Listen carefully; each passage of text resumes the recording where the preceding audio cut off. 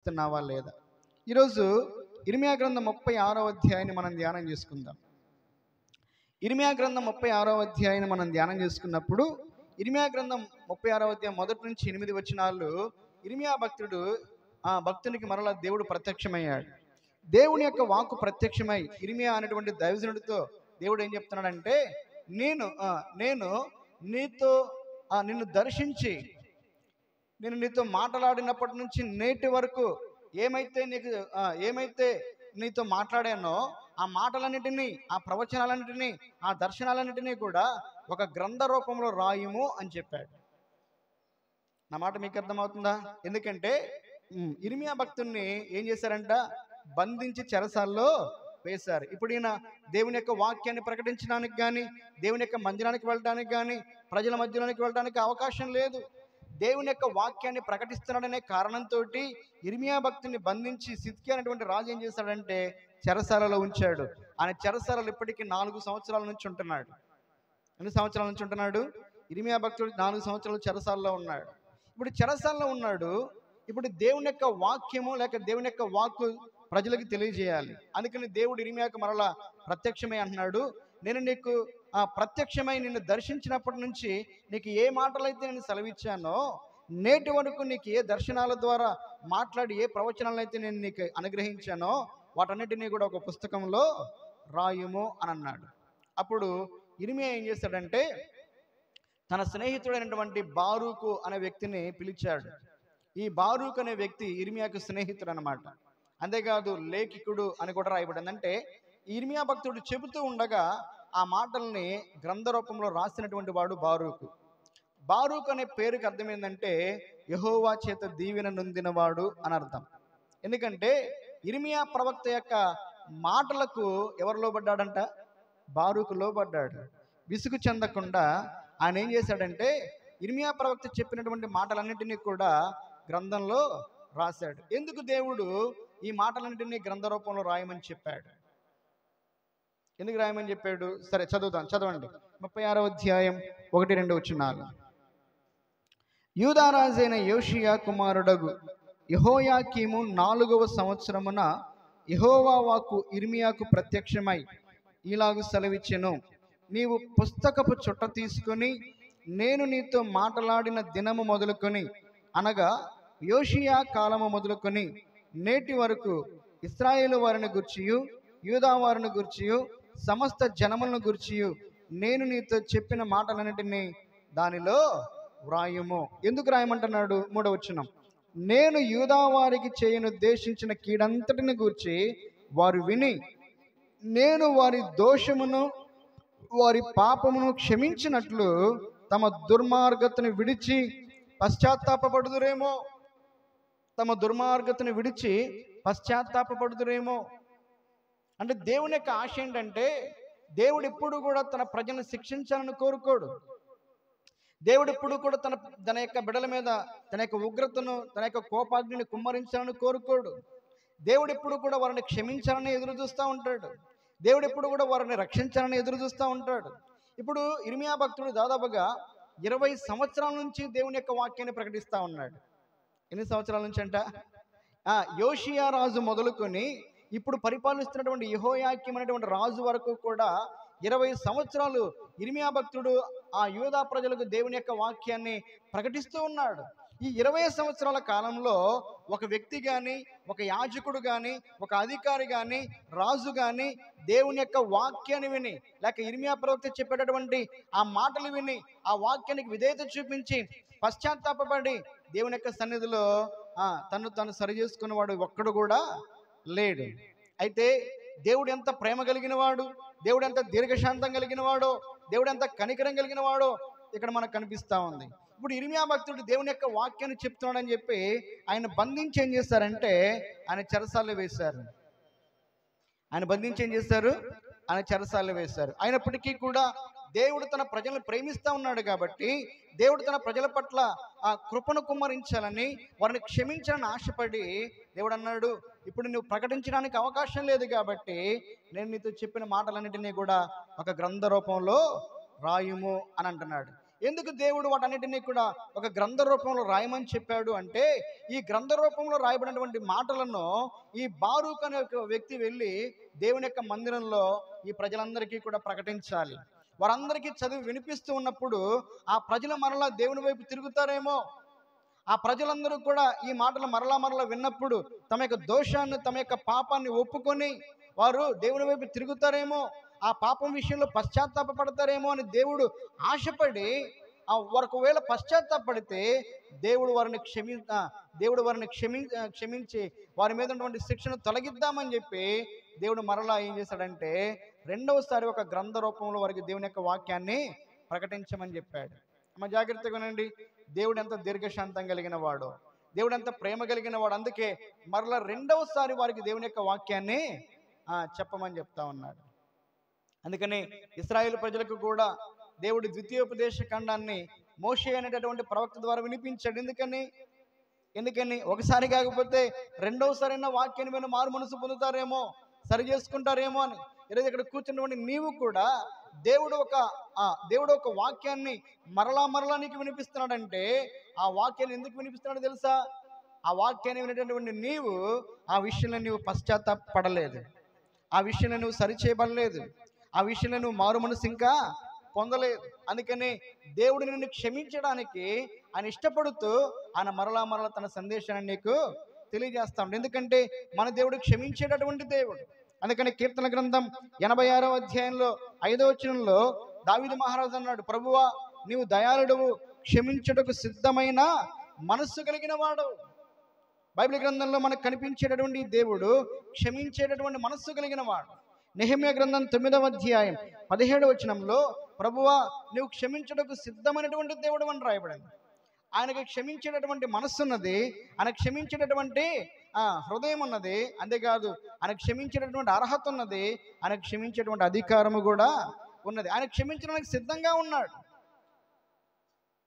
అందుకని బైబిల్ గ్రంథంలో రాయబడిన మాట ఏంటంటే దావీదు మహారాజు ఇంకో చోట అన్నాడు, అన్ని జనులని యందు భయభక్తి నిలిపినట్లుగా నీ యొక్క క్షమాపణ దొరుకును అని రాయబడింది. కీర్తన గ్రంథం 103వ అధ్యాయం 3వ వచనంలో ఆయన నీ దోషములన్నిటినీ క్షమించువాడు. మీకా గ్రంథంలో క్షమించు దేవుడైన నీతో సమానుడెవడైనా ఉన్నాడా అని రాయబడింది. మన దేవుడు క్షమించేటటువంటి దేవుడు. క్షమించడానికి నాకు అధికారం ఉన్నది అని యేసుక్రీస్తు ప్రభువు వారు పలికాడు. ఎప్పుడు ఆయన ఒక మనిషిని క్షమించగలుగుతాడు అంటే మా యోహాను మొదటి పత్రిక 1వ అధ్యాయం 9వ వచనంలో మన పాపములను మనము ఒప్పుకుని ఎడల. దేవుడు నీ పాపాలు క్షమించాలి అంటే నీవు నీ పాపాలను ఒప్పుకోవాలి. ఆయన క్షమించడానికి సిద్ధంగా ఉన్నాడు. నీవు నీ పాపాలు ఒప్పుకోవడానికి సిద్ధంగా ఉన్నావా? ఆ పాపాన్ని విడిచిపెట్టడానికి సిద్ధంగా ఉన్నావా? నువ్వు పశ్చాత్తాపడడానికి, దేవుని వైపు తిరగడానికి నువ్వు సిద్ధంగా ఉన్నావా? మన పాపములను మనం ఒప్పుకుని ఎడల ఆయన నీతిమంతుడు, నమ్మదగినవాడు, సమస్త దుర్నీతి నుండి మనల్ని క్షమించి మనల్ని నీతిమంతులుగా చేసే దేవుడు. అందుకనే బైబిల్ గ్రంథంలో రాయబడినటువంటి మాట చదవండి. యెషయా గ్రంథం 55వ అధ్యాయం 7వ వచనంలో భక్తిహీనులు తమ మార్గమును విడవవలెను, దుష్టులు తమ తలంపులను మానవలెను, వారు యెహోవా వైపు తిరిగిన ఎడల ఆయన వారి యందు జాలిపడును, వారు మన దేవుని వైపు తిరిగిన ఎడల ఆయన బహుగా క్షమించును.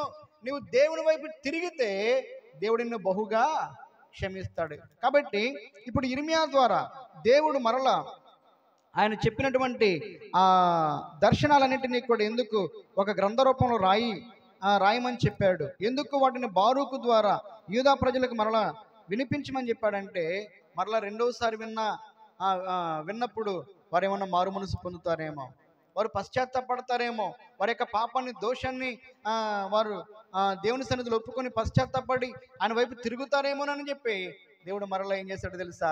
వారికి రెండవసారి తన యొక్క మాటను వినిపించడానికి బారూక్ అనే వ్యక్తిని పంపించాడు. అయితే వాళ్ళు విన్నారా? సరే, ఈయన యెరూషలేము మందిరం దగ్గరికి వెళ్ళాడు. అక్కడ ప్రజలందరూ అటు ఇటు తిరుగుతూ ఉంటే ఇర్మియా ప్రవక్త ద్వారా ఆ గ్రంథస్థం చేయబడినటువంటి ఆ మాటలన్నింటినీ కూడా గట్టిగా చదివి వారికి వినిపిస్తూ ఉన్నాడు. అలా వినిపిస్తూ ఉన్నప్పుడు రాజుగారి దగ్గర అధికారం కలిగినటువంటి కొంతమంది వ్యక్తులు ఉన్నారు. వారు రాజుగారి యొక్క సేవకులు అనమాట. వారు ఆ మాటలు విన్నారు.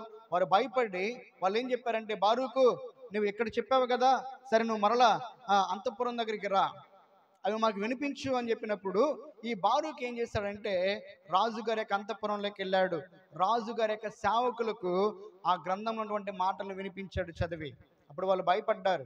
భయపడి అన్నారు, నీవు రాజుగారి దగ్గరికి రా, మాకు రాజుగారి దగ్గరికి వచ్చి మాటలు చదివితే రాజుగారు నిన్ను శిక్షిస్తాడేమో, ఈ గ్రంథంలో రాయబడిన మాటలు రాజుగారికి మేము చదివి వినిపిస్తాం, ఈ మాటలు దేవుడు తన ప్రవక్త ద్వారా మనకి తెలియజేశాడని చెప్పి రాజుగారికి మేము చెప్తామని చెప్పి అప్పుడు వాళ్ళు ఏం చేశారంటే రాజుగారి దగ్గరికి ఆ గ్రంథాన్ని తీసుకెళ్లారు.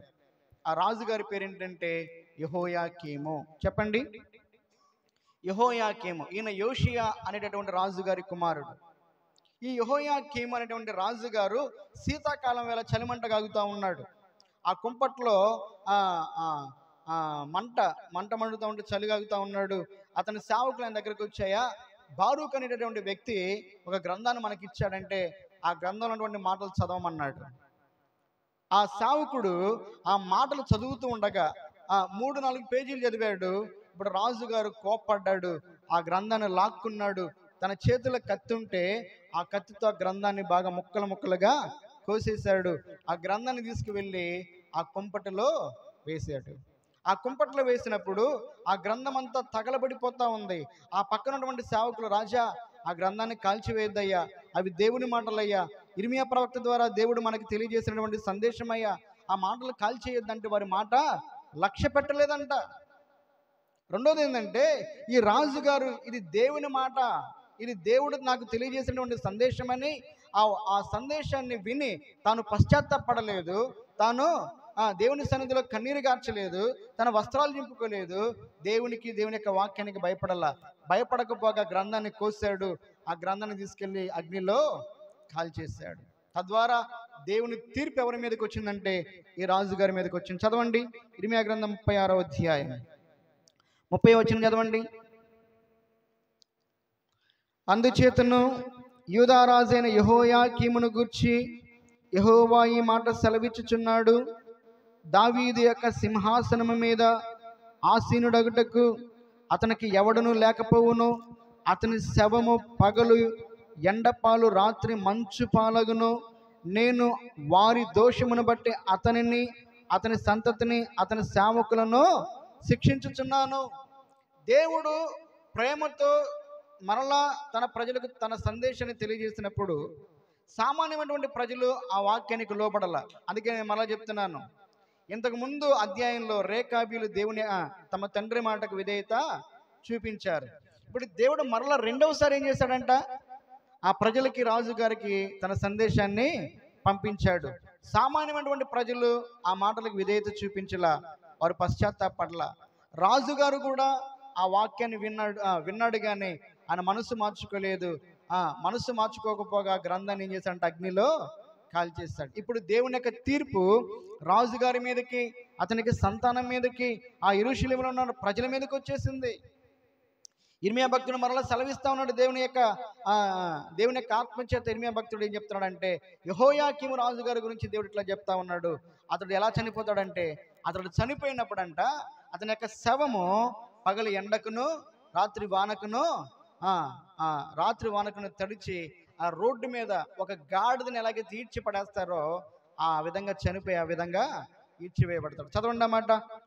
ఇర్మియా గ్రంథం 22వ అధ్యాయం 18-19 వచనాలు. ఇర్మియా గ్రంథం 22వ అధ్యాయం 18-19 వచనాలు.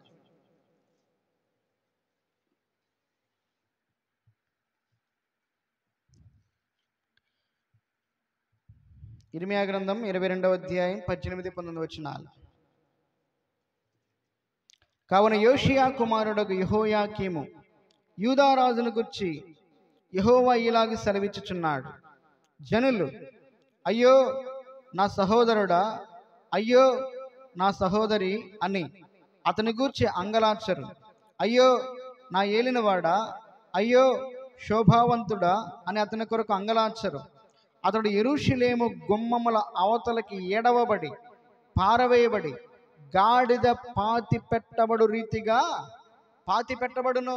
ఈ మాట అర్థమవుతున్నాయా? దేవుని యొక్క వాక్యానికి విధేయత చూపించకపోతే ఒక రాజుగారి యొక్క ముగింపు ఎంత భయంకరంగా ఉందో.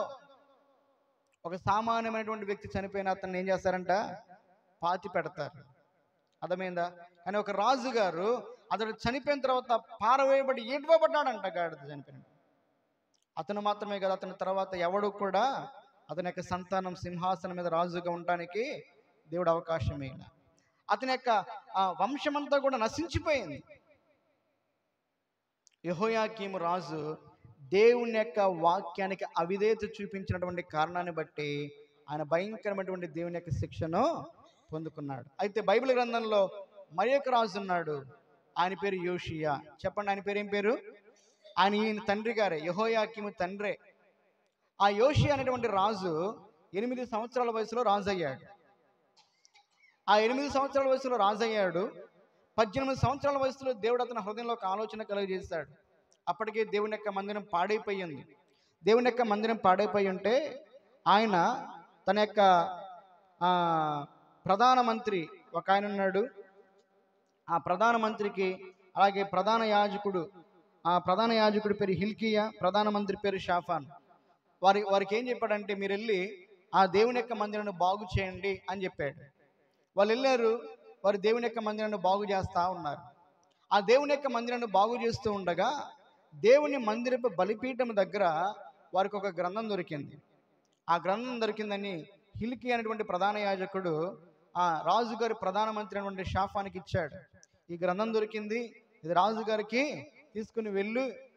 తీసుకుని ఇవ్వు. ఆ గ్రంథంలో ఉన్నటువంటి మాటలు రాజుగారికి చదివి వినిపించమని ఈ షాఫాన్ అనే వ్యక్తితో చెప్పాడు. ఆ వ్యక్తి వెళ్ళాడు రాజుగారి దగ్గరికి వెళ్ళి, రాజా, మేము మందిరం బాగు చేస్తూ ఉండగా మాకు ఒక గ్రంథం దొరికింది అన్నప్పుడు రాజుగారు అన్నాడు, ఆ గ్రంథంలో మాటలను చదువు అని అన్నాడు. ఇప్పుడు ఈ ప్రధానమంత్రి ఏం చేశాడంటే, ఆ ధర్మశాస్త్ర గ్రంథంలో ఉన్నటువంటి మాటలు చదువుతూ ఉన్నాడు. ఏం చేస్తున్నాడంట, ఆయన బోధ చేయట్ల నాలాగా ఆ మాటలు చదువుతూ ఉన్నాడు. ఎప్పుడైతే మాటలు చదువుతున్నాడో సింహాసనం మీద కూర్చున్నటువంటి రాజుగారు సింహాసనం మీద నుంచి దిగాడు. తన యొక్క వస్త్రాలు చింపుకున్నాడు. పశ్చాత్తాపడి ఏడుస్తూ దేవుని సన్నిధిలో ప్రార్థన చేశాడు. ఏమని ప్రార్థన చేశాడంటే, మా పితరులు దేవుని దృష్టికి భయంకరమైనటువంటి పాపపు క్రియలు చేశారు కాబట్టి దేవుని యొక్క ఉగ్రత, దేవుని యొక్క కోపం మా మీద ఇలాగా మండుతూ ఉంది. ఈ ధర్మశాస్త్ర గ్రంథంలో రాయబడిన మాటల ప్రకారం మా పితరులు జీవించలేదు కాబట్టి మా మీదకి ఇంత దేవుని యొక్క ఉగ్రత వచ్చిందని చెప్పి ఆయన కన్నీరు గార్చాడు. అయితే ఆ ఉగ్రతను, ఆ కీడును తప్పించుకోవాలంటే ఏం చేయాలని కొంతమంది అధికారులను ఒక ప్రవక్త్రి దగ్గరికి పంపించాడు. ఆమె పేరు హుల్దా. చెప్పండి, ఆమె పేరు ఏం పేరు? ఎందుకంటే దేవుని యొక్క ప్రవక్తలు ఇంకా ఈ గ్రంథంలో ఉన్నటువంటి మాటలని దేవుని యొక్క ఆత్మచేత వివరిస్తారు, బోధిస్తారు. ఆమె దగ్గరికి పంపించినప్పుడు ఆ హుల్దా అనేటువంటి ప్రవక్త్రిని దేవుని సన్నిధిలో ప్రార్థన చేసి ఆమె చెప్పింది, చదవండి ఆ మాటలు.